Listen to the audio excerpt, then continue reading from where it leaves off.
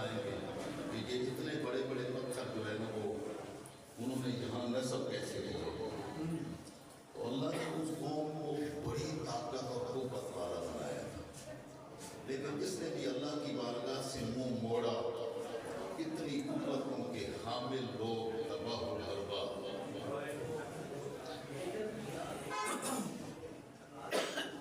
قوم عاد کا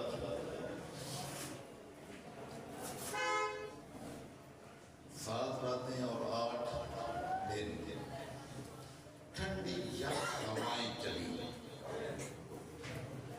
سارے تباہ و برباد، نبی کی بات مانی نہیں. قوم سمود پر ایک چیخ، مالک الملک نے ایک چنگاڑ چیخ آئی. وہ تو اتنی قوتوں اور طاقتوں کے مالک، اتنے قدوں کے مالک، لمبے چوڑے لوگ، تو ہم تو ان کے مقابلے میں ایک شاید 0.5% بھی نہ ہو، تو ان کو تباہ و برباد کر دیا کہ انہوں نے نافرمانی کی، اللہ کے حکم سے انحراف کیا. حضرت ہود علیہ السلام قوم عاد کی طرف مبعوث فرمائے گئے. یہ سورہ ہود کی میں 2 آیتوں کا ترجمہ کر دیتا ہوں. وَإِلَىٰ عَادٍ أَخَاهُمْ هُودًا، اور میں نے قوم عاد کی طرف حضرت ہود علیہ السلام کو مبعوث فرمایا اپنے نبی کو. قَالَ يَا قَوْمِ اعْبُدُوا اللَّهَ، انہوں نے اپنی قوم کو کہا ہے میری قوم اللہ کی عبادت کرو. مَا لَكُم مِّنْ إِلَٰهٍ غَيْرُهُ، کوئی بھی معبود اس کے سوا نہیں ہے، اسی کو اپنا معبود مان لو. اِنْ أَنْتُمْ إِلَّا مُفْتَرُونَ، جس کو تم مانتے ہو وہ تم جھوٹ بولتے ہو، بس صرف ایک اللہ کی عبادت کرو. یا قوم لا اسألکم علیہ اجرا، اے میری قوم میں تم سے اس پر اجر نہیں مانگتا. نبی لوگوں سے اجرت لینے کے لیے تبلیغ اور دعوت نہیں دیتے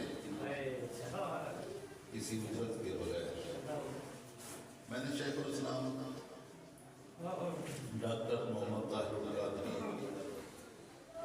مقتدر العالی کی زبانی سنا. ان کے پاس کچھ لوگ آئے اور انہوں نے کہا کہ آپ کے پاس کیا اسم اعظم ہے کہ جہاں آپ جلسہ کرتے ہیں دنیا پتہ نہیں کتنی کہاں سے آ جاتی ہے، اور ہم کتنی محنتیں کوششیں کرتے ہیں، ہمارے مجمع میں کوئی بندہ آتا نہیں. تو آپ کے پاس کیا اسم اعظم ہے کہ آپ لوگوں کو اکٹھا کر لیتے ہیں، لوگوں آپ کے پاس جمع ہو جاتے ہیں، جہاں کہیں بھی آپ کا کوئی پروگرام ہو، لوگ اتنی کثرت سے آتے ہیں کہ حیرت میں گم ہو جاتے ہیں کہ پتہ نہیں کون سا اسم اعظم آپ ہے جو پڑھتے ہیں جو ساری دنیا کھینچی چلی جاتی ہے. تو آپ نے فرمایا کہ میں تمہیں اسم اعظم بتا دوں کہ وہ کیوں کھینچی چلے جاتے ہیں. تم نے کہا جو بتائیں، ہم یہی وظیفہ پوچھنے کے لیے آئے ہیں کہ آپ کون سا اسم اعظم آپ کے پاس ہے کہ دنیا کھینچی چلی جاتی ہے. تو آپ نے فرمایا کہ میں کوئی بھی کام اپنے لیے نہیں کرتا، اللہ کی رضا کے لیے کرتا. بس یہ میرے پاس اسم اعظم ہے کہ میری ساری دعوت کا مطمع نظر اللہ کی رضا ہے.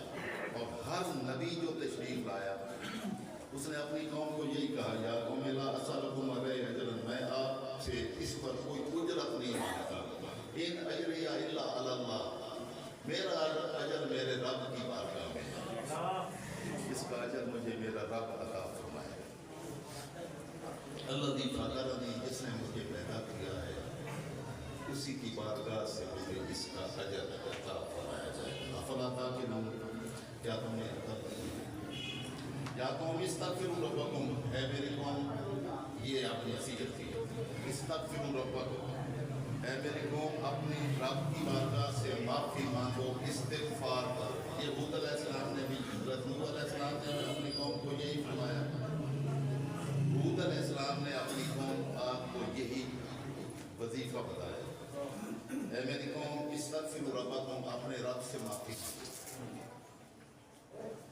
सुमतुबू इलैहि, पहले माफ़ी मांगो। और मैंने कहा कि माफ़ी वो मांगता है जो पहले इक़रार जुर्म करता है, पहले गलती मांगता है तो फिर माफ़ी मांगेगा ना। गलती का इतराफ़ किए बगैर माफ़ी कैसे मांग सकता है? पहले अपनी गलती तस्लीम करेगा फिर माफ़ी मांगेगा। सुमतुबू इलैहि, इस्तिग़फ़ार करो, माफ़ी मांगो अल्लाह से, और फिर उसकी बारगाह में तौबा करो।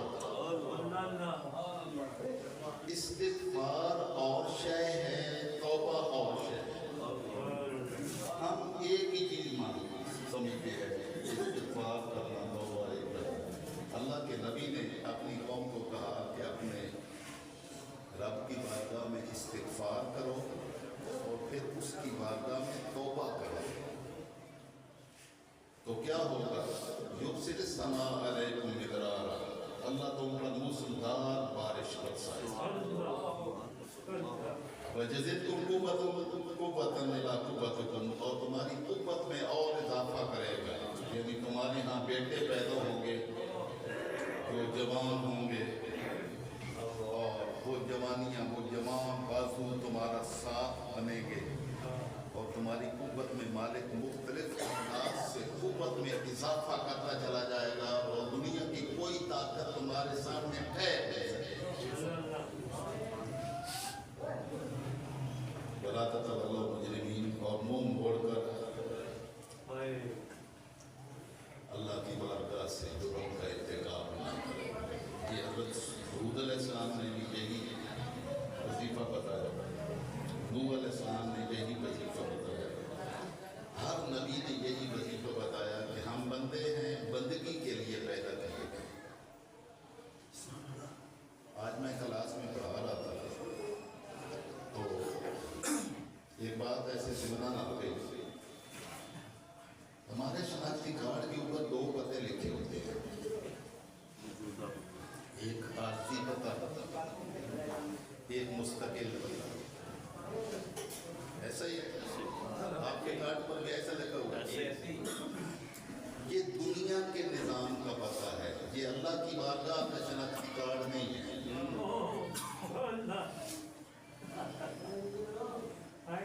ये यहाँ के पाकिस्तानी होने या किसी कौम से होने या किसी मुल्क का शहरी होने का ये कार्ड होता है, और अल्लाह की बारगाह का जो कार्ड इशू होता है उसका आर्जी पता ये दुनिया का होता है, और मुस्तकिल पता आखिरत का होता है।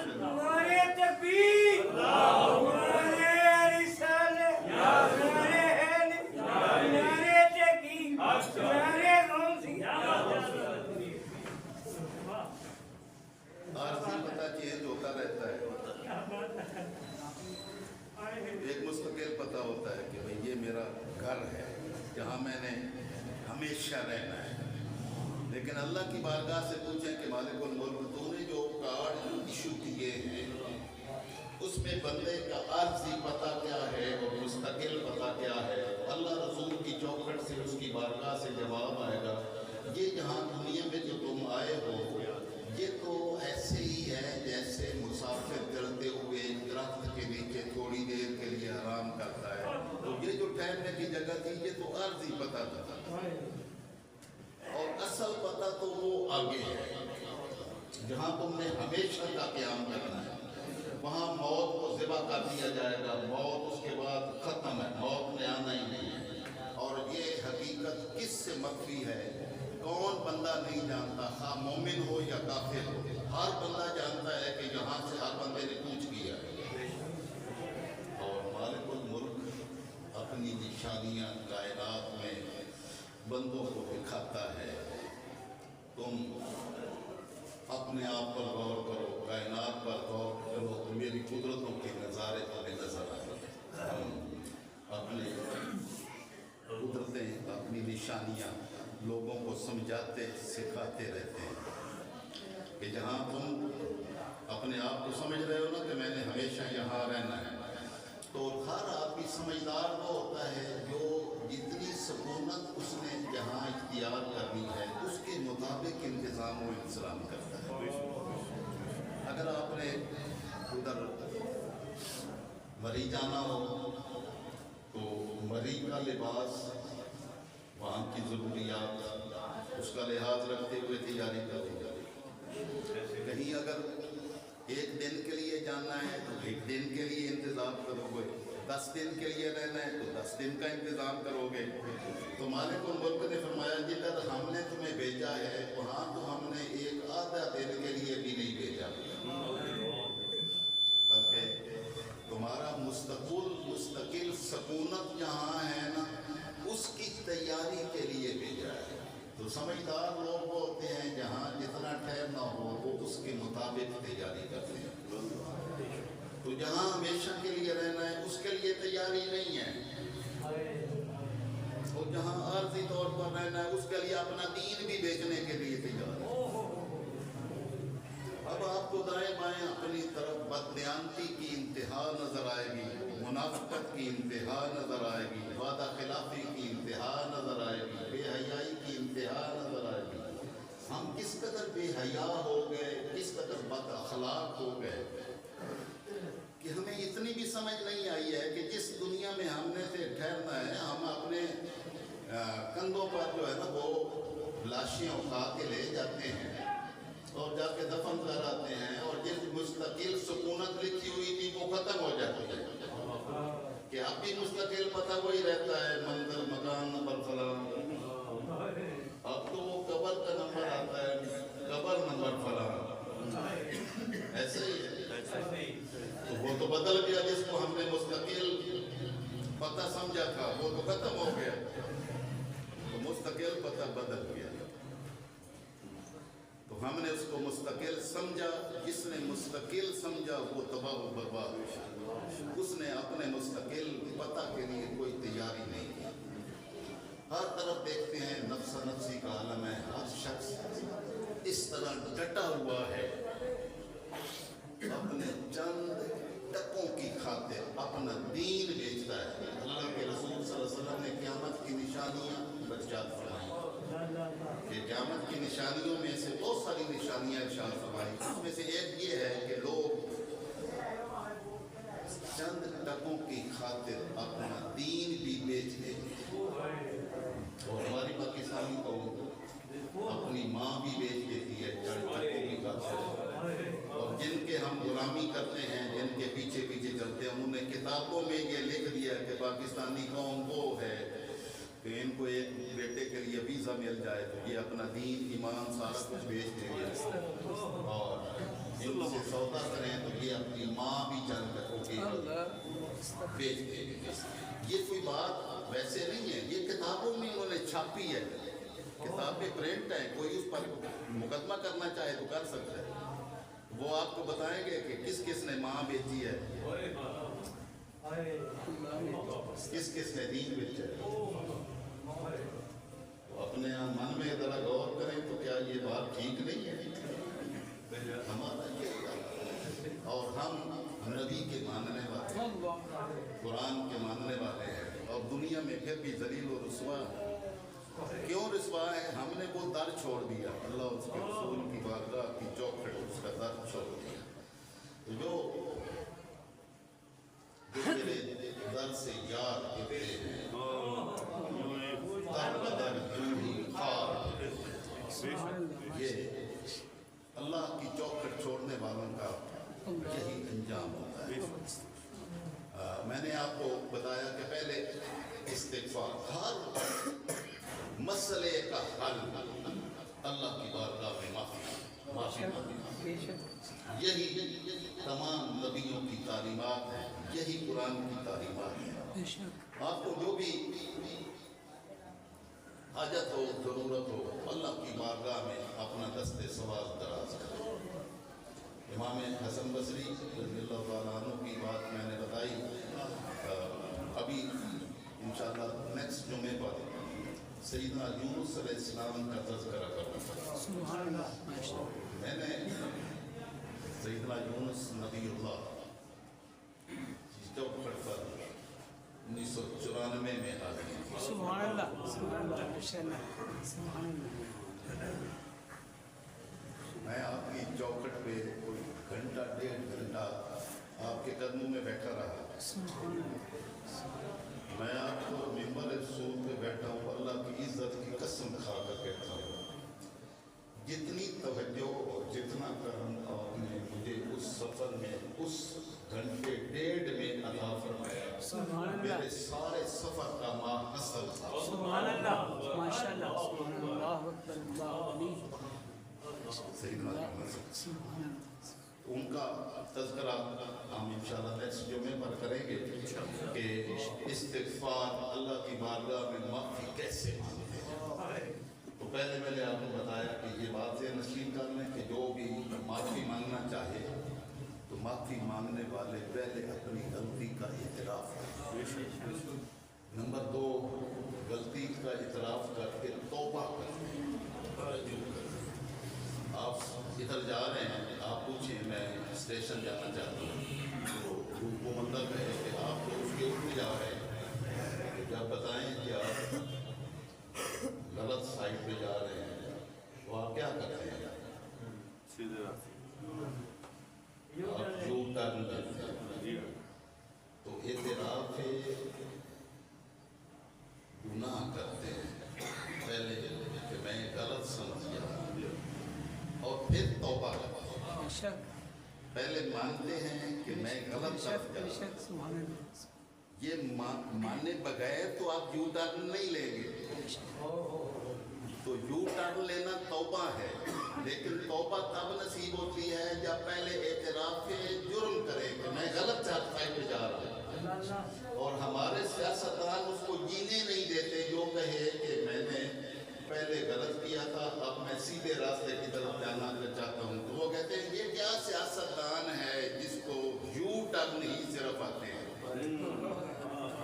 सियासतदान तो वो है जो कभी एतराफ़ जुर्म नहीं करता कि मैं गलत साइड पे जा रहा था या मैंने गलत बात कही। उसने तो अपने आप को अल्लाह रसूल की बात समझा हुआ है कि मैंने जो बात कह दी उससे जैसा सच बात है कोई नहीं, दुनिया ऊपर नीचे हो जाए ठीक मैं ही। जो गलती का एतराफ़ करता है उसको तौबा नसीब होता है, सुभान अल्लाह लेकिन तौबा भी हर एक को नसीब नहीं होती।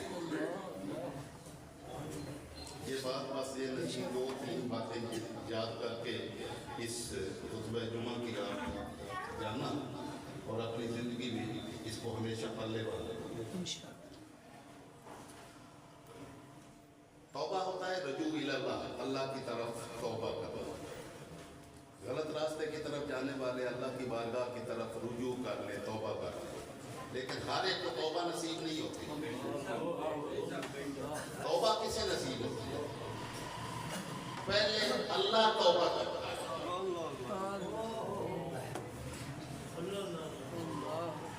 ये आयात मुबारक तफसीलात हैं, मैं और टाइम खत्म हो गया। पहले अल्लाह तौबा करता है, यानी अल्लाह बंदे की तरफ रुजू करता है, नजर रहमत करता है। सुभान अल्लाह पहले अल्लाह रुजू करता है बंदे की तरफ, और जब अल्लाह बंदे की तरफ रुजू करे तो बंदे को तौफीक दे देता है कि बंदा उसकी बारगाह की तरफ रुजू करे। सुभान अल्लाह बेशक जिसको भी अल्लाह की बारगाह में तौबा नसीब होए वो ये समझ जाए कि पहले नंबर पर मेरे मालिक की नजर करम हुई है तो मुझे उसकी बारगाह की तरफ जाने की लाहिया मन में पैदा हो। माशाअल्लाह और जिसको अल्लाह अपनी नजर से गिरा दे, अपनी नजर रहमत से गिरा दे, उसको कभी तौबा की तौफीक नसीब नहीं होती। तौबा की तौफीक सिर्फ उन लोगों को नसीब होती है जिन पर अल्लाह अपनी रहमत करना चाहता है। तो अल्लाह रब्बुल इज़्ज़त हमें अपनी बारगाह में इस्तिग़फ़ार करने, तो जब माफ़ी मांगेंगे पहले नंबर पर माफ़ी मांगेंगे तो अल्लाह की तवज्जो रहमत बंदे की तरफ होगी। बेशक उस इस्तिग़फ़ार से अल्लाह बंदे की तरफ रुजू करेगा, और जब अल्लाह बंदे की तरफ रुजू करेगा तो बंदे को फिर तौफीक दे देगा कि वो उसकी बारगाह की तरफ रुजू करे। सुभान अल्लाह तो इस्तिग़फ़ार एतराफ़ जुर्म पहले नंबर पर, फिर माफ़ी मांगना इस्तिग़फ़ार, तीसरे नंबर पर अल्लाह का रुजू इलल अब्द, बंदे की तरफ रुजू, और चौथे नंबर पर बंदे का अल्लाह की तरफ तौबा। सुभान अल्लाह। ये कुरान मुक़द्दस में हमारे दीन ने हमें ये नसीब फरमाया और यही तरीक़ा कार बताया। आज बारिश चाहिए तो अल्लाह की बारगाह में माफ़ी मांगो। कौम का हर फर्द अपने रब की बारगाह से अपनी गलतियों गुनाहों की माफ़ी मांगे, क्योंकि जब गुनाह बढ़ जाते हैं तो कौम और कौम समूद की तरफ इतनी बड़ी बड़ी ताकतों और कुव्वतों और जिस्मानी ताकतों के होने के बावजूद तबाह मुसलमान कौम उम्मत मुसलमान अगर आज अल्लाह की रहमतों की मुस्तहिक बनना चाहती है तो एक ही तरीका है कि अल्लाह की बारगाह में माफ़ी मांगे। अल्लाह रब्बुल इज़्ज़त हमारे दिलों को अपनी बारगाह की तरफ फेरे और हमारे लिए अपनी रहमतों के दरवाजे खोल कर उम्मत मुसलमान के लिए गैरों की मुताजी से हमें बचा दे।